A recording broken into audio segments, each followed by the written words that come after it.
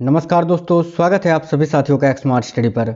साथियों, railway group D का paper चल रहा है और साथियों हर शिफ्ट में जो है ना करंट अफेयर्स के क्वेश्चंस 20 क्वेश्चन हर शिफ्ट में आपको करंट के क्वेश्चंस देखने को मिल रहे हैं। मैंने करंट के बहुत ही इंपॉर्टेंट क्लासेस करवा रखे हैं और अभी एक और क्लास स्मार्ट स्टडी 2.0 में अपलोड किए हैं।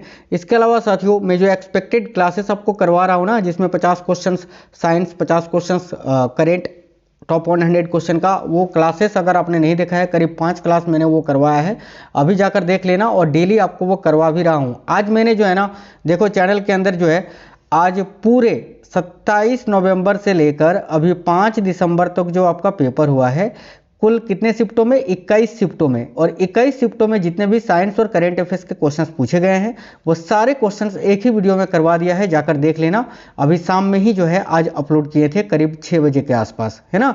और आज के इस वीडियो में जो है ना साथियों, थर्ड शिफ्ट में देखो 5 दिसंबर के थर्ड शिफ्ट में पूछे गए क्वेश्चन आंसर को देखेंगे। तो भाई मिला लीजिएगा जितने साथी लोग जो है थर्ड शिफ्ट में पेपर देकर आए थे। और साथियों जिनका पेपर अभी नहीं हुआ है ना, उनके लिए बहुत इंपॉर्टेंट है, क्योंकि बहुत सारे क्वेश्चंस रिपीट हो रहे हैं। तो चलिए शुरू करते हैं, देखते हैं क्वेश्चंस। देखिए, जैसे कि थर्ड शिफ्ट में एक क्वेश्चन था, राष्ट्रीय हल्दी बोर्ड के हेडक्वार्टर यानी मुख्यालय का उद्घाटन जो है ना कहाँ पर किया गया है? तो देखिए, राष्ट्रीय हल्दी बोर्ड के मुख्यालय का उद्घाटन जो है ना हाल ही में निजामाबाद में किया गया है, जो कि तेलंगाना में स्थित है। तो तेलंगाना के निजामाबाद में, ये मैंने करंट अफेयर्स वाले मैराथन क्लास जो 666 वाला था उसी में कराया था। देखो आ गया है डायरेक्ट क्वेश्चन। देखिए, राष्ट्रीय हल्दी बोर्ड की अगर बात करें ना, नेशनल टर्मरिक बोर्ड की, तो इसका मुख्यालय जो है ना, मुख्यालय का उद्घाटन 29 जून 2025 को केंद्रीय गृह मंत्री अमित शाह जी ने तेलंगाना के निजामाबाद में किया था, जो हल्दी उत्पादन के लिए प्रसिद्ध है ना, हल्दी उत्पादन के लिए प्रसिद्ध है और भारत के हल्दी निर्यात में बड़ा योगदान देता है। आगे देखिए, नेक्स्ट क्वेश्चन था 38वां राष्ट्रीय खेल। यार कितनी बार पढ़ाया मैंने, 38वें राष्ट्रीय खेल का आयोजन पूछा था कहां पर हुआ था? तो इसका करेक्ट आंसर साथियों उत्तराखंड हो जाता। देखिए, 38वें अगर राष्ट्रीय खेल के बारे में बात करें तो इससे और भी आने वाले शिफ्टों में क्वेश्चंस पूछे जाएंगे, ध्यान से देखिएगा। 38वां जो राष्ट्रीय खेल है ना, स्थान की बात करें तो ये उत्तराखंड में आयोजित हुआ था, मुख्यतः देहरादून, हल्द्वानी और उत्तराखंड के अन्य शहरों में। अवधि की बात करें टाइम पीरियड की, तो ये 28 जनवरी से लेकर 28 जनवरी से 14 फरवरी 2025 तक आयोजित किया गया था। ठीक है, इनॉग्रेशन की बात करें यानी इसका उद्घाटन किसने किया था, क्योंकि ये सारे पॉइंट एग्जाम के लिए इंपॉर्टेंट है, इन सारे पॉइंट से आपको डायरेक्ट क्वेश्चंस देखने को मिलेंगे। तो देखिए, उद्घाटन की अगर बात करें ना, तो इसका इनॉग्रेशन प्रधानमंत्री नरेंद्र मोदी जी ने किया था। इसका शुभंकर आपसे पूछा जा सकता है कि 38वें राष्ट्रीय खेल का शुभंकर क्या था? तो शुभंकर इसका था मौली। ठीक है, और इसमें टॉप शीर्ष राज्य की अगर बात करें, टॉप परफॉर्मेंस किस राज्य का रहा था? तो भाई करेक्ट आंसर होगा साथियों महाराष्ट्र का, याद रखिएगा। नेक्स्ट क्वेश्चन था साथियों, इंडिया ओपन 2025 का विजेता कौन था? तो देखिए, इंडिया ओपन 2025 के जो विजेता रहे, अगर महिलाओं में पूछा था तो महिला का और पुरुष का दोनों ही मैं बता देता हूं। ठीक है, ये एग्जैक्ट पता नहीं चल पाया है कि महिला का पूछा था या पुरुष का पूछा था, मैं दोनों ही बता देता हूं। इंडिया ओपन 2025 की अगर बात करें तो पुरुष एकल का खिताब इसमें विक्टर एक्सेलसेन ने जीता है। और अगर साथियों महिलाओं की बात करें तो महिलाओं की श्रेणी में एन से यंग ने इसको जीता है।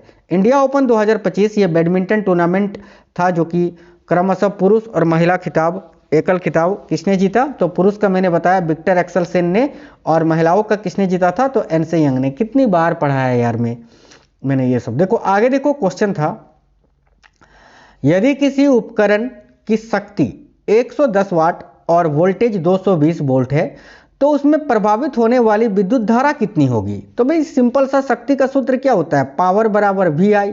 ठीक है, जहां पर आपको क्या निकालना है साथियों? यहां पर धारा निकालना है ना, धारा, विद्युत धारा। तो भाई धारा बराबर क्या हो जाएगा साथियों? P/V। ठीक है, तो पावर का मान यहाँ कितना दिया हुआ है? पावर का मान 110 वाट, 110 बाई कितना हो जाएगा? 220।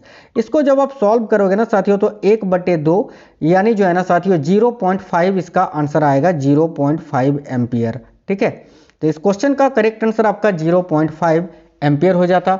उम्मीद करते हैं सभी साथियों ने बिल्कुल करेक्ट किया होगा, और बिल्कुल इसी तरह के न्यूमेरिकल आ रहे हैं जो कि आप आसानी से कर भी लोगे पेपर में। ठीक है, देखिए क्वेश्चन था, वह कार्बनिक यौगिक जिसमें कार्बन परमाणु से जुड़ा OH हाइड्रोक्सिल है ना, हाइड्रोक्सिल नहीं यार, हाइड्रोक्सिल है ना, हाइड्रोक्सिल पढ़ना, हाइड्रोक्सिल लिखा गया है। हाइड्रोक्सिल समूह पाया जाता है, उसे क्या कहा जाता है? या उसे क्या कहते हैं? तो देखिए वह कार्बनिक यौगिक जिसमें कार्बन परमाणु से जुड़ा OH यानी हाइड्रोक्सिल समूह पाया जाता है उसे एल्कोहल कहा जाता है, एल्कोहल।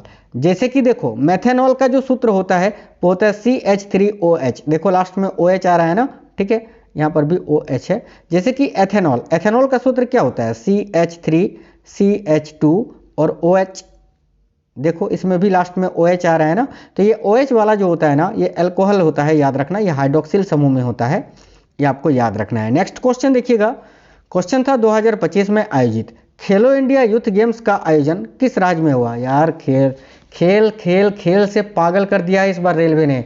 130 क्वेश्चन का मैंने स्पोर्ट्स करंट अफेयर्स आपको करवाया है यहाँ पर, और स्मार्ट स्टडी 2.0 में भी मैंने एक अलग से स्पोर्ट्स करंट अफेयर्स का क्लास करवा रखा है अभी हाल ही में आपके रेलवे एग्जाम के लिए स्पेशली, तो देख लो अभी मौका है आपके पास जिनका पेपर अभी नहीं हुआ है।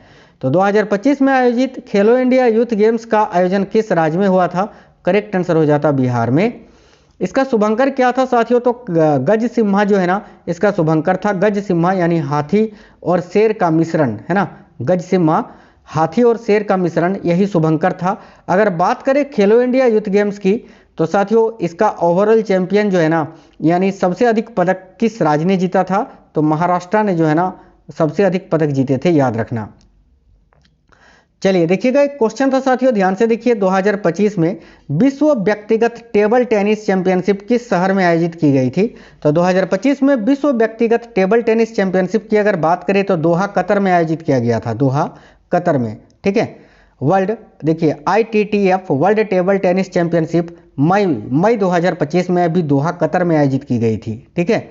आगे देखिए क्वेश्चन था, भारत ने राफेल लड़ाकू विमान के लिए किस देश के साथ समझौता किया था? तो देखिए भारत ने जो राफेल लड़ाकू विमान खरीदे हैं वो किस देश से खरीदे हैं, ये तो आपको भी पता होगा, कहां से खरीदे हैं? फ्रांस से खरीदे हैं। तो फ्रांस इस क्वेश्चन के लिए आपका बिल्कुल करेक्ट आंसर हो जाता साथियों। भारत ने राफेल लड़ाकू विमान के लिए किस देश के साथ समझौता किया है? तो फ्रांस के साथ। क्लियर है। एक क्वेश्चन लेंस सूत्र से आपसे पूछा था कि लेंस का सूत्र क्या होता है? सिंपल क्वेश्चन था, 1/f = 1/v - 1/u, ये जो है लेंस फॉर्मूला होता है, याद रखना। यह जो सूत्र है ना साथियों किसी भी लेंस के लिए मान्य है और वस्तु की दूरी, प्रतिबिंब की दूरी और लेंस की फोकस दूरी के बीच संबंध स्थापित करता है। देखिए क्वेश्चन था, HCl यानी हाइड्रोक्लोरिक अम्ल की अभिक्रिया सोडियम हाइड्रोजन कार्बोनेट, जिसको आप सोडियम बाइकार्बोनेट बोलते हो, से करने पर कौन सा उत्पाद बनता है? गैस नहीं, गैस पहले पूछा था, अभी उत्पाद पूछा था कल, तो याद रखना NaCl उत्पाद बनता है, ठीक है। देखिए जब साथियों HCl की अभिक्रिया NaHCO3 सोडियम बाइकार्बोनेट से करते हैं तो सोडियम क्लोराइड बनता है, जल बनता है और कार्बन डाइऑक्साइड गैस बनती है। यह अम्ल क्षार उदासीनीकरण अभिक्रिया है, याद रखना। एक क्वेश्चन था, जब किसी खाली बोतल को पानी में गिराते हैं, ठीक है, तो कौन सा बल लगता है? तो भाई उत्प्लावन बल लगता है साथियों। सिंपल सा क्वेश्चन था, जब किसी खाली बोतल को पानी में गिराते हैं तो उस पर उत्प्लावन बल लगता है। यह पानी द्वारा ऊपर की दिशा में लगाया जाने वाला बल होता है, ठीक है।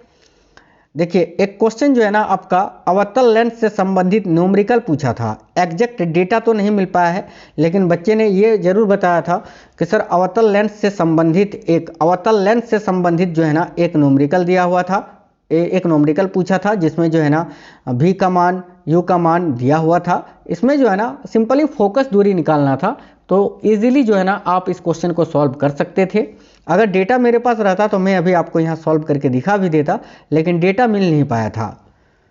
देखिए क्वेश्चन था 2025 में रेत का तूफान किस देश में आया था? ये क्वेश्चन आपको बाय ऑप्शन बनाना था साथियों, क्योंकि देखिए 2025 में कई सारे देशों में रेत का तूफान आया था, जैसे इराक में, सऊदी अरब में, इजराइल में, ठीक है। लेकिन हाँ आप ये कह सकते हैं कि इराक में जो तूफान आया था ना वो 2025 का सबसे बड़ा तूफान था। 2025 का क्या, पिछले दशक में जो है ना सबसे बड़ा तूफान अभी रेत का तूफान इराक में ही आया था, तो इराक करेक्ट आंसर हो जाता। देखिए ओवरऑल जो आपका डर बैठा हुआ है, साइंस में आपको डरने की जरूरत नहीं है। अगर आपने अच्छे से पढ़ा है ना, रिवाइज वगैरह कर रहे हो ना, तो आप आसानी से कर लोगे।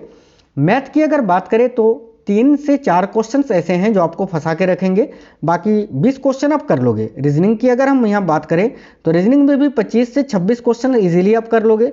4-5 क्वेश्चन ऐसे हैं ठीक है, जिसमें जो है ना आपको लैंग्वेज समझने में थोड़ी सी कठिनाई हो रही है। और करेंट अफेयर्स की बात ही नहीं रहा है, अगर आप 5 क्वेश्चन भी सही सही कर लेते हो ना, तो 5 क्वेश्चन भी बाकी इधर अगर सही से स्कोर करते हो और करेंट अफेयर्स केवल 5 ही कर पाते हो, तो सीधे सीधे चलाना। समझ रहे हो ना, तुक्का नहीं लगाना है अच्छे से, क्योंकि आप नहीं सकोगे तो कोई भी नहीं सकेगा। लेकिन हाँ, अगर आप करेंट अफेयर्स की क्लासेस रेगुलरली देख रहे हो एक्सपेक्टेड वाली, तो यार यकीन मानिए बहुत अच्छा स्कोर करोगे। कम से कम 14-15 क्वेश्चन तो आप इजीली कर लोगे। तो जाइए और वो करेंट अफेयर्स वाली क्लासेस और एक्सपेक्टेड वाली क्लासेस देखिए। और हाँ, अभी मैंने जो है ना आपके लिए पूरा दिन मेहनत करके साथियों, आज 27 तारीख से लेकर अभी 5 सितंबर तक जो 21 माफ करना 27 नवंबर से 5 दिसंबर तक जो आपका पेपर हुआ है 21 शिफ्टों में, उसके सारे करेंट अफेयर्स और साइंस के क्वेश्चंस एक ही वीडियो में करवा दिए हैं। और क्या चाहिए, जाकर देख लीजिए वीडियो को। और आपके लिए इतनी मेहनत करते हैं, वीडियोस वगैरह को लाइक वगैरह करा करिए साथियों। मिलते हैं नेक्स्ट वीडियो में। जय हिंद, वंदे मातरम।